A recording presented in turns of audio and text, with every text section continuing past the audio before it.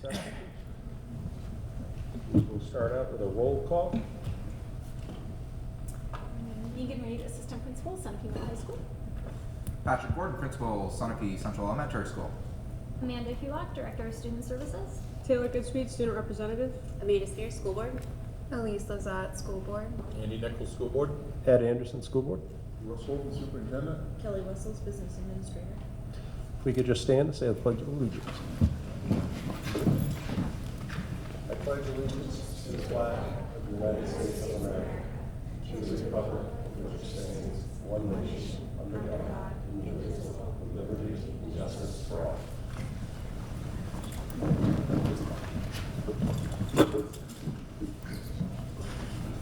Mr. Reed. John.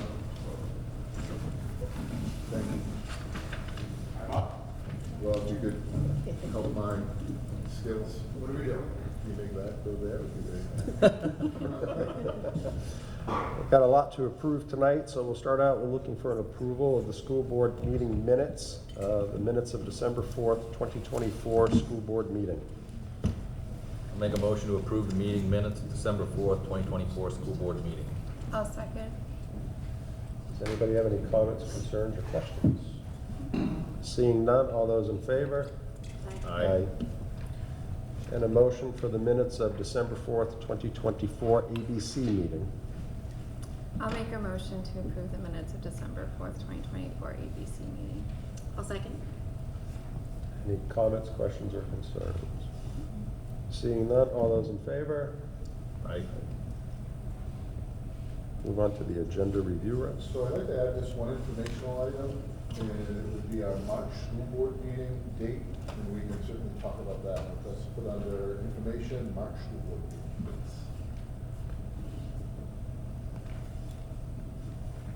Thank you. All right, we have that. Anything else?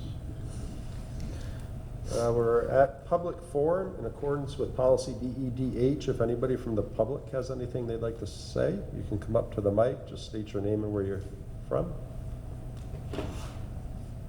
Seeing none, move on. And we're moving on to the presentation, Student Strategic Planning Committee. All right, thank you. This is really exciting, and I'm really glad a lot of you showed up. I'm sorry I didn't have snacks for you this time. I know that's the only reason you came up with snacks before. So one of my goals, every year I develop goals as superintendent, and one of my goals was to help look at a new strategic plan, but really having that strategic plan develop with student voice, really anchored in student voice. And so I had the opportunity working with Ms. Hulock this year. We started in October, I guess-ish, October. Put sort of a blanket email to all 5th through 12th graders and said, if you're interested in serving on a strategic planning committee, please send me an email, tell me why you think you'd be a good candidate. And I left it open for a couple weeks, and I had a few responses, and then I sent it again, I got a few more. I think some people got a couple nudges from friends. And then all of a sudden I ended up with 16 kids that said I'd like to be on this committee. And the breakdown was basically 2 kids from each grade level, from grade 5, 6, 7, 8, 9, 10, 11, 12. If that's 16 or my math wrong, but close enough to it, which was great because we had a lot of voices in the room to really think about student voice. And what better way to get student voices from our students. And so I'm not going to say much more other than if there's a copy of the report there, I'm going to try to scroll it up here. And I don't let the kids tell you the work that they did, but 4 years ago I went through this process in one of my associations, and then I brought it here and did this process with our school board. And it's a SWOT analysis, a strength, weakness, opportunities, and threats. And then you develop some visions and then really develop goals. And I was just blown away, and Amanda, please feel free to jump in. Just blown away with the insights of our student body on not only the analysis itself, but where they'd like to see this school go, where they'd like to see education go, where they'd like to see as goals and things they felt that this place is really good, but these things could maybe help us be better. Maybe we need to focus a little bit more over here, or a little bit over here. And really, just to be able to sit back and facilitate, just speaking for an hour, I don't get a lot of chance to facilitate, but really just to be able to facilitate and to listen, it was just a joy to listen to, our young students talk about the things that they value and what they believe in for education, which I think is gonna help us as leaders, as a board, as educators, be able to help provide that for not only them, but for other students that come through the Sunday School District. So, I'm gonna ask you all if you're here, to come over here. Hannah, you get them organized, this is what you do. And the microphone's there, and, what I would ask first we do is why don't we go down the row, or just, you can pick it up and pass it. Anything you want, and then you guys introduce yourself, and then it's yours. Okay, I'm Hannah Flynn. Wait, everybody introduce. Oh, Hannah likes to write. I'm Ruth Bennett. Grade Patriot two. Buck. In grade. I'm Grace Cox. I'm a junior. Grayson Spears, I'm a junior. I'm Zingwar Wu, and I'm a freshman. I'm Owen Roberts Manning, I'm a freshman. I'm Ryan Oxley. I'm 8th grade. Jamie Oxley, 6th grade. I'm a senior. I'm a 5th grader. 6th grade. And just before, can you raise your hand if you're a tuition student? Just one? Tell me more than one. But not all. Thank you. All right, floor's yours. All right. I'll go first.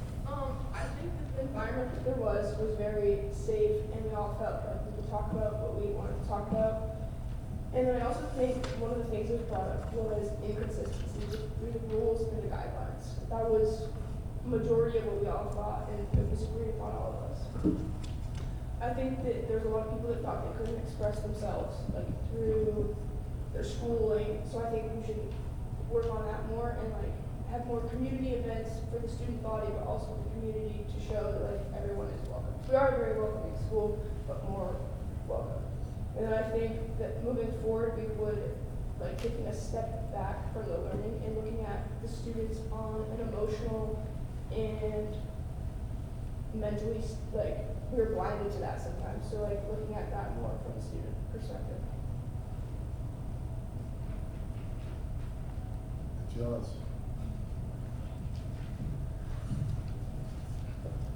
So I just found that while we were working through our experience, a lot of people felt the same about how, as Hannah said, we're all welcome, but on a deeper level, what welcome really means. Because welcome means that, you're not just you're not just in a tour around the school, you know the way around, but you feel emotionally accepted as well. So a lot of the, comments that are said to people, they happen way too much. I hear in my own ears a lot, and it's not a good thing that's happening. So I'm glad that we could talk about and try to fix some of this emotional strain that people have. I want to add to that actually. I think that it also opened up not only our eyes, but everyone else who was involved's eyes to stuff that we don't normally see, we might not be a part of, but now we look out for that and we want to go fix that within our community, not just what's talked about, but even actions of people. So that is a bigger part of our school now. Hearing about everybody's experiences, it kind of shifts the views of each individual, because sometimes there are basic norms within a grade or something, and in general it was very eye-widening, and people got to share their ideas and their experiences, and it can be seen that there are certain problems that some people had and they felt really strongly towards, and some really didn't. But once you put it down and then everybody shared their experiences, it feels like these feelings and things that are going on are really important, and I'm really glad that we're talking about it right now, and that has been brought to the school board's attention.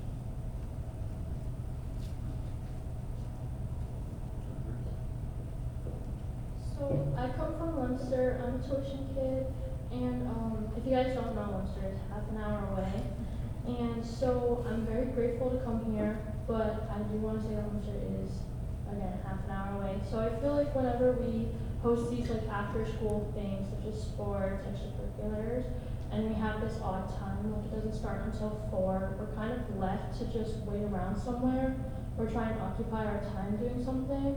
And it kind of just leaves this issue because I just got my license, I have a job, I'm paying for my own gas. So it leaves this struggle of, do I go home and spend more gas money to be home for 15 minutes, half an hour, or do I just wait and idle somewhere or try and busy my time at the library?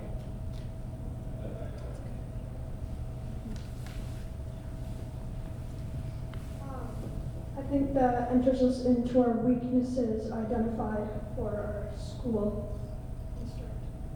Some of the weaknesses we identified were small staff, not enough teachers, the level of comfort from teachers to students, no attention to those outside of Sunapee. Grading system, AP classes, no outdoor classes, more books and classes, AV days, course schedule, student workload. It adds to the workload a lot. Sizes of sports teams, they're really small. I get that we try to do no cuts, but people still drop out. Accommodations for sports, coach turnover, dress code, and then food. I feel like we could vary that up. I know this didn't happen much, but fights, concern about book bans, too much technology, Chromebooks, sexism, discrimination, closing of unpopular clubs, mental health, screen time, students not speaking up, field trip budget.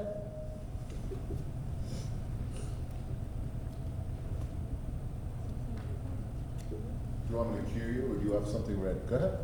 Go ahead.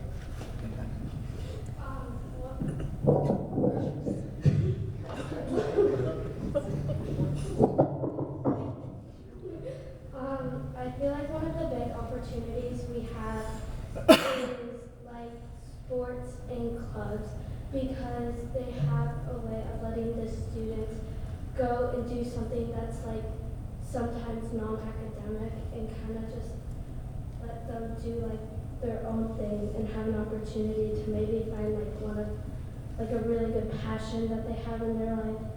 And I just feel like there's something great for a huge opportunity for kids.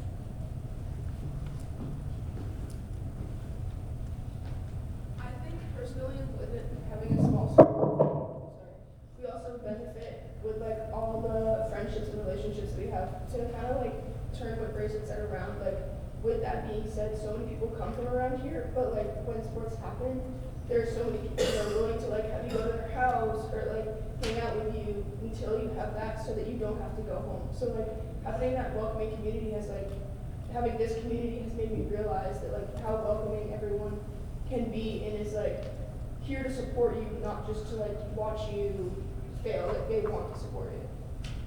Do you want to talk at all about some of your visions? Any of you, and they're on the board behind you, but one of the things that you talked about was your learning environment. And so learners feel support at the level and essential ideas. And so what were some of those essential ideas? So if you want to talk about any of your visions, whether it's individualism, learning environment, go ahead, don't be shy. I would like to talk about how teachers can sometimes be paying like more attention to certain students and their levels. Like if there's a student that's struggling like a little like less, I feel like they can pay more attention to them than focusing on like the other group and trying to focus on having like the kids that are struggling more catch up to the rest of the class, that those kids that are ready to move on don't get the chance to do it. So they're just learning stuff they already know and they need more of like an expansion. And then like it can also go the other way where teachers are so focused on like those students that are ready to like move past that they'll like not really give the kids who struggle like the attention that they need. So I feel like I know it's kind of hard, but like we need like an in-between where teachers are helping the kids who struggle a little more and like helping the kids that are ready to move on.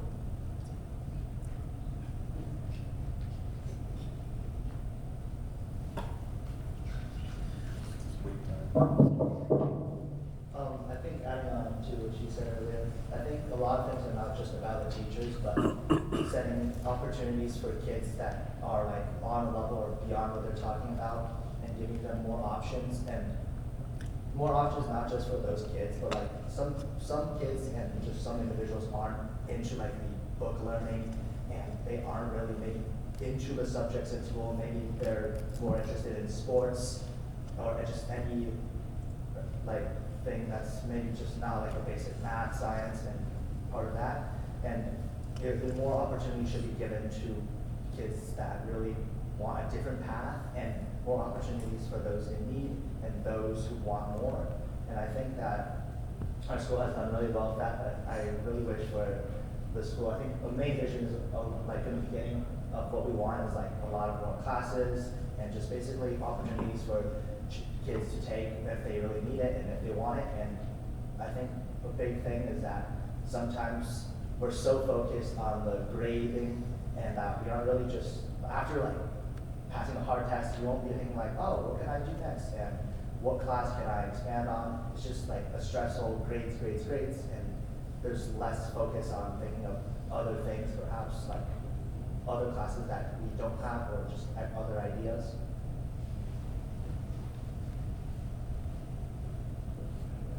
I feel like kind of to tag along with Zena, I want to go into engineering field. We have basically nothing for engineering unless you go through Newport or you go through something else. But I feel like in a sense it's not very advertised. Like it's brought up a few times maybe about the programs, but you have to essentially reach out by yourself to really find more out about them. And I feel like in a sense they should be like more brought up, because I feel like in a sense like this high school is very good about the basics and stuff. When it comes to college, like curriculum, you know, some people will always have to take chemistry, some people will always have to take certain other classes, and it's required here. But I feel like when you're trying to go into specific majors or you know what you want to do, it's not very directed to set you up for these college majors. So maybe I think I want to go into engineering. I took a class, I didn't like it, I decided to change. Here, I feel like since there is no really engineering classes, I wouldn't know until I've started and I've paid for my college classes to realize I don't like it and switch. So one of the things I have on the board behind you are your goals. And you had 4 goals, and you broke down into some small groups. So if you want to talk quickly, you can just even read them from right off the paper if you want to give it to you. But I really think is, you know, again, I think as a board, and I think we did this 5, 6 different times, a couple hours at a time.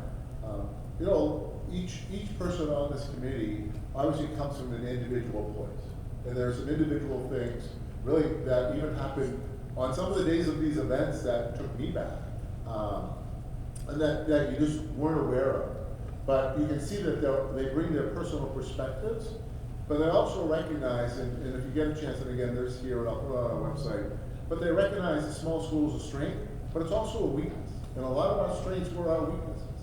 Because as I like to be able to take lots of classes, but I know I don't have a lot of classes I can take because I'm in a small school. Well, there's a lot of cliques. It's a small school, so I get really close to my friends, but there's a lot of cliques. Well, yeah, they're all your friends that you've been growing up with since kindergarten, and you do have a tendency to break off, whether it's by, you know, friends and or sport groups. So it was a really interesting just to hear all the different perspectives. I think it's hard from a student perspective not to be self-focused, right? But now, really what they were able to do in this next part is take that self-focus, look at the SWOT, look at the vision, bring that together to collectively now thinking about goals for all our students, right? So I took my individual, brought it together to more of a collective, and that's what our 4 goals are. Do you want to talk about them? I'll talk about goal number 2, and it says like the community being more inclusive. And I look at the one that was like more guidance days, and we're a guidance counselor in the room right now. He has to have a soft skills thing. I think we all really benefited from that because we were all together and we all talked about it after, and it kind of showed like what we learned and like it was a hands-on experience. So rather than us looking at a screen, we actually got to like do what we wanted to do. And I think it benefited. So in the future, if we have more of those, we'd maybe come closer together and like learn better and actually understand what's going on. Anybody else want to talk about that? I'd just like to add on to that. You don't do guidance in high school, which I feel because in middle school, you have like a class every week on certain topics. And I feel like that should continue in high school because a lot of times kids forget because it's something they weren't really a fan of. And so I feel like if it continued through high school, it can help the school be more inclusive to people and just to learn, how you should properly, not properly, but how you should be speaking to people and not be disrespectful or leave somebody out or just some things like that.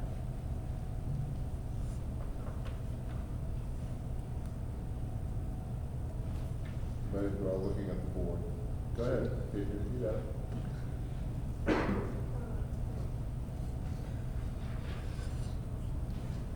So your goal number 2, you ready? So your goal number 2 there was continue to develop and create a more inclusive community, and you certainly have some things there. Your goal number 3 was expand and making changes within the educational extracurriculars in a ways that's conducive to learning environment without drastically changing the community feel, which is really interesting, right? It's that, how do we get things better, but we don't want to lose what it is we have? And I thought this was really your goal, and my goal, more student voice in the school. Right? Community-led meetings, interactions between districts and students, interactions between the school board, which, again, great for having that opportunity, but student rep, our boards had that in place for a while. Anything else you want to add on to Patriot? So, adding on to what you just said, things we realized that we wanted to see stay the same were teacher retention, the administration, the curriculum. Yes, we could back that down a little bit. The faculty, the rules. I feel like the rules are good, and then PE, which that is really good. Yeah, what else you got? You good? Anybody else? Well, I just think the number 3, how we want to keep the same community feel, but there are so many students here that sometimes we don't offer the sports that other schools offer, and you can't have a sport team and then come back and play for us. So I feel if we had worked out a situation or figured out a way that we could make that happen for everyone, there'd be way more involvement or more clubs, and everyone would feel welcome. How we talked about the cliques that people have. That's how you create all your friends. That's how you get them. But if people don't have that, then they don't feel as welcome at school, and you want them to feel as welcome as possible. So figuring out a way that works for the school, and you still have that community feel, works for everyone.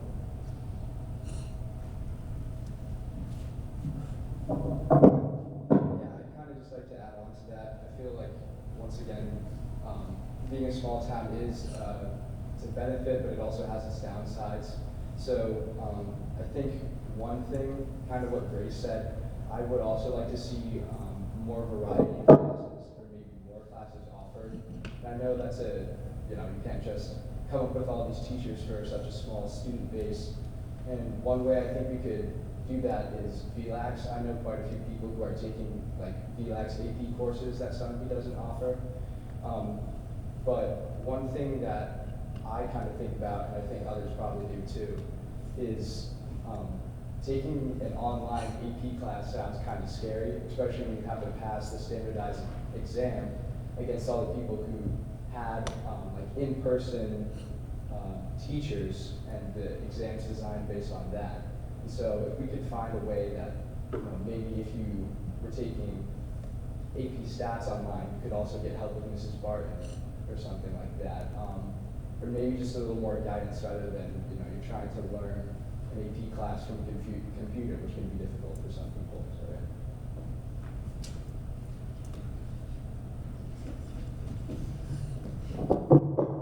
Kind of to shift a little bit, I want to talk about another vision we had, which was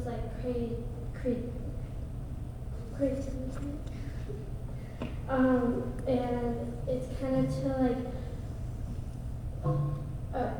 so like it's where in like a class, like say it's history, you're focusing on this time period. Like students, like once or twice maybe in a year, they should have like a chance to be able to pick out how they want to present that and their learning and education off of what they've learned about that like certain time period.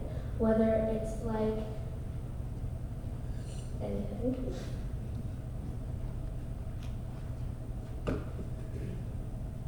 Good? You want to go again? You sure? Go ahead. You should go. So, Maybe number 4. go ahead. Go ahead.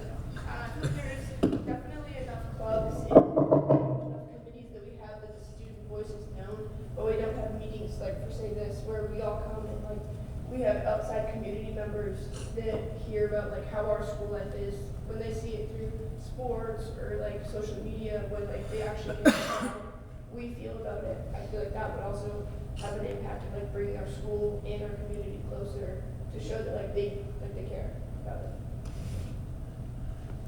I should have brought you in the room half hour early. Listen, I just want to again thank all of you. You gave up of your time. You know, I know most of you, if not all of you, are involved in extracurricular activities here at school or outside of school. You're all academically doing really well. You're a dedicated student. You taught me a lot. You gave me a lot to think about. This document that I put together, these are their words. I did not alter a word. So we did everything on stickies. I brought it back. My administrative assistant put it into a format for me. So if you have a chance, we will get this online. There is a copy there, but these are their words. And what they did tonight is what they did there. I want to build on that. I want to build on that. I want to build on that. And you could see those sort of thoughts going from one to the other based upon their personal experiences. But again, their 4 goals, and to be able to come up with, this consistency, developing a more inclusive community, continue to add student voice, and continue to add to our learning environment without changing drastically, they're very much in tune to things that we think about all the time as educators. And so we're going to take this now as administrators, and we're going to work on developing some real action steps that we can take based upon the stuff that you've recommended, and try to put some of those into place for our next strategic plan to actually hopefully see some outcome from your goals. So I thank you for giving your time. I thank you for being here and giving up your time again tonight. So thank you. Yes. Thank you, guys.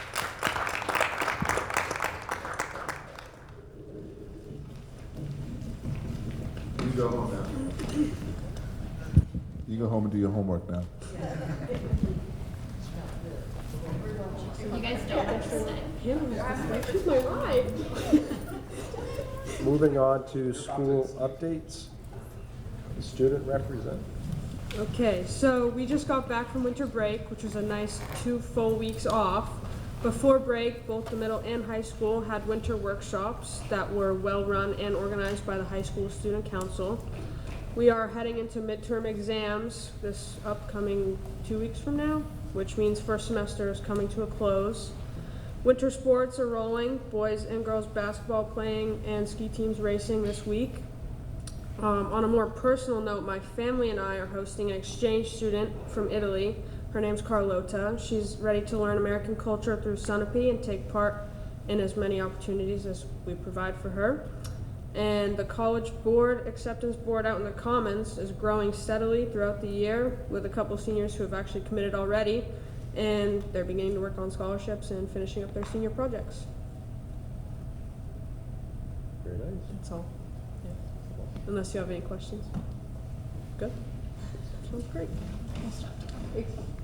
SCES. So December is always a busy month in an elementary school, and SES is like no other. We had our winter concert. It was very well done by our students and our staff.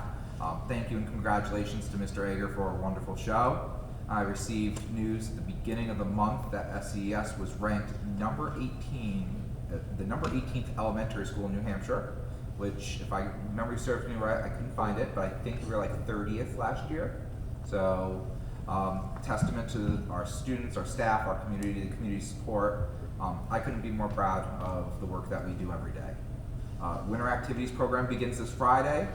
This has been an unbelievable year for planning because we were lucky to have a staff member's spouse and a parent of a student come forward and volunteer to be the Winter Activity Program Coordinator.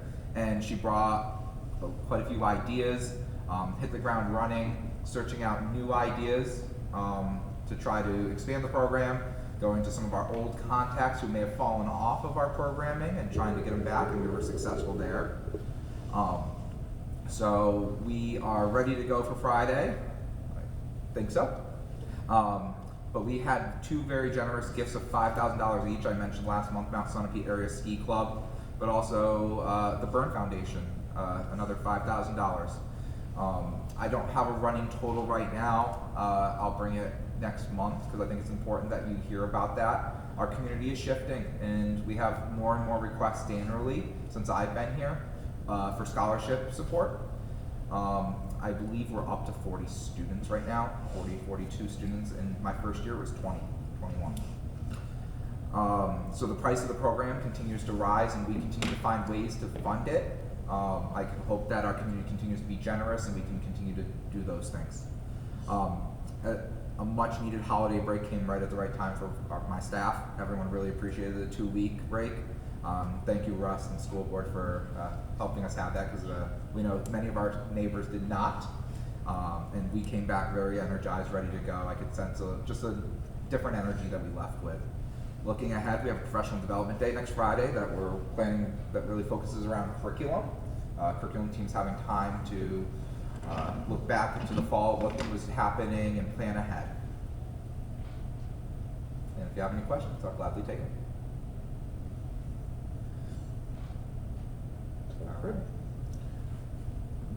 And SMHS. So Taylor did a great job recapping. We haven't had that many days of school since we had our last meeting. Thank you, students, for coming. I think Lily said it really well when she said it's kind of hard, right? When you look at there's just a lot to a school, right? So thank you for your candor and your insights and the time that you gave to that endeavor. We had our winter workshop days, as Taylor mentioned. So this is a day where we turn over the afternoon to the students. So this started years ago. Our school theme was Got It, Bring It. And we said to the students, like, you've got it, you bring it. You plan an afternoon of teaching workshops on what you want to teach each other about. And that's been going on for maybe 10 years now. And we see that as a great opportunity for students to share talents that they have and things that they want to teach each other about. We would love to get more student energy with it. A lot of times they still want to learn like how Mr. Fred cooks, and they want to learn skills that, you know, Mrs. Flint knows how to knit, and they want to learn from us, but we really love it as an opportunity for students to teach each other and have a chance to be in that teacher role and be the ones saying, like, here are the things we love to learn about. So that's a day that's near and dear to our hearts here, and went well this year, and student council did a great job organizing it for everybody. We had our band and chorus concert, which was a great success by Mr. Akert. The 2-week break can be really great. It can be a really long time for some students. So we tried to do some reach outs. We had a Hamilton watch party for the 8th grade. And I can see if in the future we have that longer break, planning some other activities for students to have a way to socialize and get together. It's really hard if you're in middle school and your folks are working to be able to connect with other students other than online and on your phone. So trying to look out for some opportunities there in the future. And looking forward to the PD day we have coming up, where we're going to do some good curriculum work and have a chance to dig in and get ready with some planning for second semester. Very nice. Question? Superintendent update. Thank you. That'll be brief. Obviously, a lot of time has been spent over the hallway. Oh, geez, that makes me feel good. Okay. Bye now. Thank you again, guys. So, a lot of time spent preparing the budget, getting things done, finalizing negotiations, warrant articles, and brings it to this point. But really, what I want to talk about today, and I didn't mention it, and I intentionally stayed away from it, and we have two wonderful reps from that represent our state, our towns down in the State House. and folks may have heard about the Kearsarge petition warrant article, but what really we need to start focusing on, and it I think talks a lot about some of the things that were said tonight. The state of New Hampshire, the folks down in Concord, excluding the present company, continue to shift money from their responsibility to the local town and school districts and putting that back on the local taxpayer. We can go back as far as teacher retirement. We can go to adequately funding what an education costs. The judge said it can't be less than $7,000. Instead of giving $7,000, you know what we did? We're gonna fight it in court and make it $5,000. We're underfunding special education. We have EFA accounts that were supposed to be $500,000, now it's $15 million, siphoning off money that's in Concord, that's earmarked for public ed, that's being siphoned off. And who's making up the difference in that? Your local taxpayers. And so when your local taxpayers show up and they're unhappy about tuition students, or unhappy about $38,000 per kid, I understand it. I understand it, I'm empathetic to it. And I've been saying it to this board for a couple of years now. We have to be very cognizant of what's going on in Concord. Because the people we put in office have an outcome of what happens here locally. And now it's coming to roost. And again, other than the folks that are in front of me, we ain't seen nothing yet. And you know, hope is on House Ed, and House Ed is broken up into 2 different committees now, and instead of being on finance, you're on the policy end of it, is that accurate, or on the finance end? Deputy ranking on the education part. The funding part, which is. But it's gonna be I think it's gonna be very collaborative. Yes. The meetings are not scheduled at computer time, so I'm gonna go to all of them. So it's just becoming, it's becoming more and more evident that the agendas, whether they're national, whatever they're being pushed out, but they're hurting our ability to fund our schools and our public schools specifically. And folks, we gotta do something about it. And the thing that you can do about it is pay attention to what's going on in Concord, talk to your reps, talk to your senators, and make sure they know the voices are heard. That you gotta stop funding education where it needs to be funded, and stop cutting that funding and continuing to add more to it. Because the cost of educating a child is becoming more and more expensive, because our kids are becoming more and more complex and needing more and more services. As you heard today, kids want more. And we can't, and we're talking tonight about cutting, when kids are going, no, I want more. I want to be able to do more. Teach me more. So I put that out there because, again, there are 430 something LSRs, proposed pieces of legislation, education alone right now. And there'll be more, most of those don't have a lot of words behind them, but there's stuff about EFAs and taking tax caps off, stuff about start time, talking about, cell phone policies. And so all these unfunded mandates will continue to come down, and we'll have to implement these things, whether it's adding another course in a curriculum, adding another program, but there's no money behind it. And where does that get funded? It gets funded at the local level. So, sorry I had to get on my soapbox. I want to step off my soapbox. We have 2 people in the room right now that have been swinging hard, and I appreciate everything they did. They've always been a great ear and a great resource, and willing to listen and make sure our community's opinion has been voiced down there. But things are in a rough place right now in the state of New Hampshire, with full control of the House, full control of the Senate, and a Republican governor. The stuff that could potentially happen with no veto power potentially could be devastating to our public educators. I'll leave it at that. Thank you. Moving on to school board topics, presentations to the board, transportation. So you got transportation coming up in February, and adjustment council is in March. And if you can think of something you may want to look at in, what do we got, April, May? One minute? If not, we'll find something for it. Thank you. Moving on to policy reviewed and revised, first reading and final approved list. So this was my error. We had done that big policy thing. We actually went through these 2 policies. I somehow did not put them in the packet, didn't put them on the list. So there were some minor revisions. These really go back to law, and so that's why I'm asking for first and final reading. We don't have a choice, they're in place, we've already had to do the notification, we're already doing the health piece, and so I just asked if you take a first and final reading and accept those policies. I don't know, Maine or Elise, you want to say anything? No, they're pretty straightforward, about, parents' ability, notice to course material and opting out, and then, information about health education exemption from instruction, so it's pretty standard. Yeah, my apologies for somehow omitting that from the last time. Looking for a motion to approve the first and final approved list as stated. I'll make a motion to approve the first policy on the list as stated. I'll second. All those in favor? Aye. And we'll do, that was just for the parental objections part. Mhm. So we're gonna also ask for a motion to approve first reading and final approve of the health education exemption from instruction policy. I'll make a motion to approve the first final reading of the health education exemption from instruction policy. Second. Any questions, comments, concerns? None. All those in favor? Aye. Action items. Looking to approve the proposed ABC report.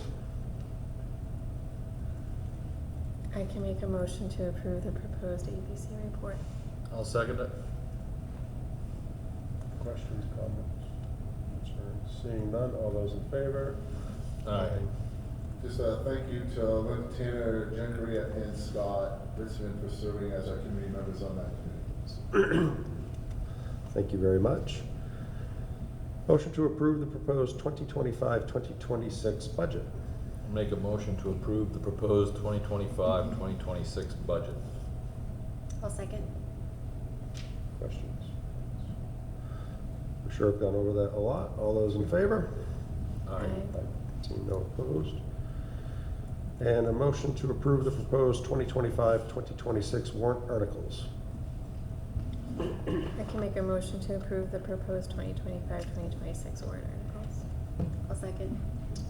Questions or comments, concerns? Seeing none, all those in favor? Aye. Aye. Aye.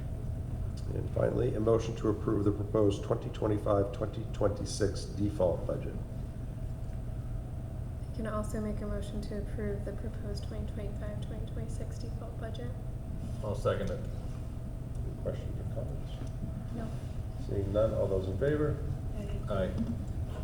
Moving on to information items, SMHS field trip. I believe that is in your packet. Again, it's a continuous trip that goes every year, just making you aware of that for the plans. Thank you. SCES proposed playground update, playground quote, and redesign of branch out pre-K. So in your packet, we have, again, Elise here, who can probably talk a lot better about this than I can, but as folks know, when the board made a commitment to move the playground and parking lot at the elementary school, one of the things we need to look at is a new structure. The structure down there, I think somebody said is almost 24 or 25 years old, if not older. We carbon dated it based on Joel. There you go, Joel's 20 something, I'll give you that. And so and Patrick, I'll let you think about this, shut up for you. I put a committee together, worked with teachers, worked with EGO, and this is kind of where we ended up, and I'll let you get on that. So kept you apprised through the course. There are plenty of companies in the Northeast who specialize in this. At the time of last year, I approached, I want to say upwards of 20, who I would say half of which never responded to my email or phone call because they themselves, and I think Andy can probably see this, and those worlds have too much work offerings and not enough people. And I had about 5 who reached out to me and said, we'd love to take you on, but you're going to be about 3 years out.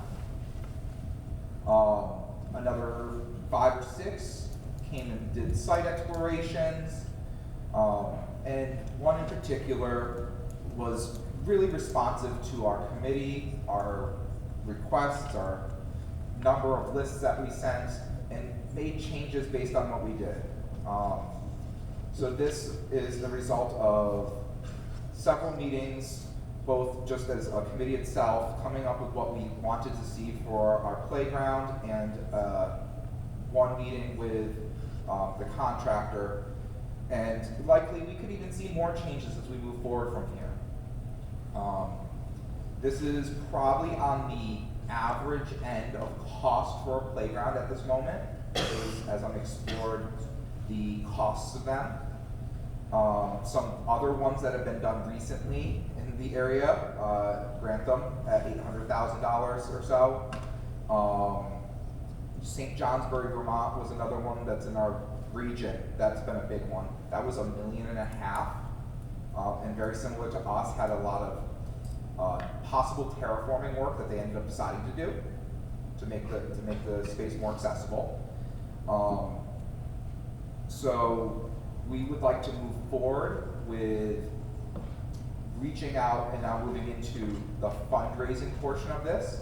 What that will likely look like on my end is working with the company, who now has moved into more of a support network as well, of supporting us to pursue grants. They keep a network of grants, who both federal, state, and private, who support schools, communities, to accomplish this task. One of the grants that we were researching, and looks like it will be available to us, is I believe it's off of the U.S.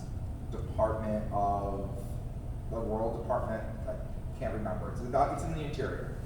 But being a rural school district or a rural community, upwards of $1 million for a project. But we have to go in very prepared to go into that competitive grant process. Identifying those private organizations locally that they may not be familiar with, such as employers. Hypertherm has a philanthropic arm.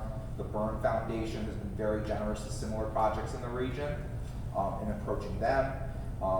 Also then approaching our community, identifying how we can, within our community, get interest in this and make this a community project. I've already approached Steve, our rec director, about how we can work together, because our facilities are used by our students year-round now with the ESY program, and it seems to be so successful it's going to continue. That'll be something that they use through the summer. So how can we then tap into if there's any funds in the town level as well? So we have no end of ideas about how to do the next steps, but there will be lots of opportunities to get local businesses involved, local people who want to find opportunities to give back to the community, and those other opportunities. If you have any questions, I'm happy to answer them. I am by no means an expert in this area. What's the timeline? So when you apply to grants and things like that, it's usually like the funds need to be dispersed by, within a year or 2 years. Is this company, and I feel like I should know this because I've been part of some of the conversations, but are they ready if we get a grant starting July 1 to be able to break ground, or? They are prepared to order, which is probably the biggest piece, because we'll expend almost all of the money for the most part. Yeah. Right away. A very small amount of it is going to be the construction process of it.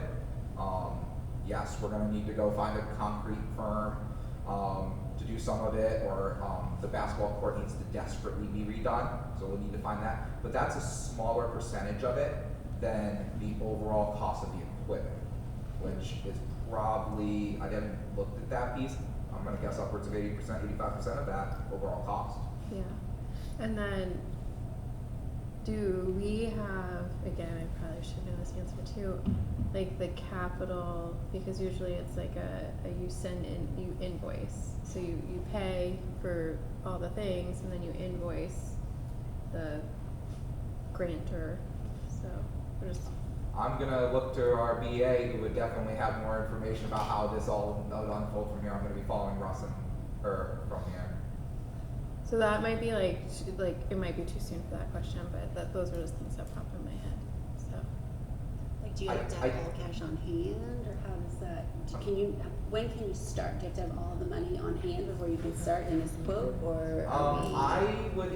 We could do 3 separate sections and do it in a section piece. I imagine if we're talking going after like a government grant and it being able to go upwards of $1 million, and we're talking about a $300,000 project, if we can't get a good percentage of that project funded off of some federal grant and be a good way there, then we gotta go looking for some better grants in the system. I think it's interesting because I was talking about the biomass grant, right? And so we've now fronted the $400,000 that we get for the biomass, but we're in the process of now providing all the documentation to recover that money before the end of the year, not to be in the negative balance, right? Yeah. Which we all know would be fine. Yeah. So I think it's definitely something to be cognizant of. Yeah. You know, we're talking about $350,000 and, you know, okay, we put it in July, but the grant doesn't come till the following June, right? We're potentially looking at You're that. floating that money for Yeah. that period of time. Yeah, so something just to keep in mind For sure, when yeah. applying to things. Now, correct me if I'm wrong, but if memory suits me, that there was a bunch of townspeople, not a bunch, but a handful of townspeople that pledged some money to the new school. We have And about I- 15 grand, that, we still have that somewhere, I know we do somewhere, a couple of folks that said they would still be willing to hold on to that when we went to move forward. Right, because I think we transitioned that to this project, We did. correct? Okay. Yep. Yep, and I think it was 2 years ago, we communicated with them, I don't know who did, and I do remember, I think it might have been a little bit more than 15, I think it might have been closer to 30. So we will go and, those will be the first people we start with. Yeah. They would like to find someone locally, like the Burn Foundation, who could start like the kickoff grant, so to speak, of we will match the first $50,000 fundraised and get that out there, and then see what we can do. And then, you know, get out to the organizations, locally, the businesses, the people who we can push on that. The first step to me is to get this to your acknowledgement, and then to start pursuing the grant opportunities, really. Because that's gonna be, I think, the big chunk of change, and be able to move us to like a sooner opportunity than a year from now. Yeah, and the most time set for you to apply for. Yes. I would also say that I think we're actually coming into a timeline where, when I last talked to him, they're starting to actually be able to get stuff within like 3 months versus what's been like 9 and 10 months up until even very recently. Okay. So a lot of that product actually that he chose, because I pushed him on this, find me product you've gotten recently quickly. Mm-hmm. Not stuff that I have to wait 6, 10, 12 months for. Makes sense. Okay. Russ, we don't need to make a motion. No, we just have the information. Just information. All right, moving on to March school board meeting. So I'd like to just propose that we take the March 5th school board meeting and move it to March 12th. And so what that does is, well, it puts it the day after voting. We'll still have an opportunity to wish our board members that potentially are getting off the board well, and potentially welcome some new board members. And I just don't see a lot that March 5th meeting is gonna have for us as far as action at that time. So there's another reason too. Don't have any issues with that. Does the board? So we'll just make sure we make the change on our calendar. Thank you. Looking for a motion to approve the manifest, the AP manifest, and the payroll manifest as written. Make a motion to approve the AP manifest and payroll manifest as presented. I'll second. Questions, comments, concerns? Seeing none, all those in favor? Aye. Agenda items for the next board meeting. Open up those. We are in, we'll be in February. We are, I believe it is the Friday, the Wednesday after the deliberative session, so we'll definitely do a follow-up on the deliberative session. We have the proposed school calendar for the 25-26 school year. And other. Request to go into non-public session for discussion of matters covered under RSA 91A3. We do have one tonight to go into, and it's consideration of acquisition, sale, or lease, or real or personal property, which, if discussed in public, would likely benefit a party or parties of interest are adverse to those of the general community. Looking for a motion for non-public. Make a go ahead. I'll motion for non-public. All those in favor? Aye. We're going to adjourn after the non-public, so there's no further meeting after non-public. Thank you for your attendance tonight.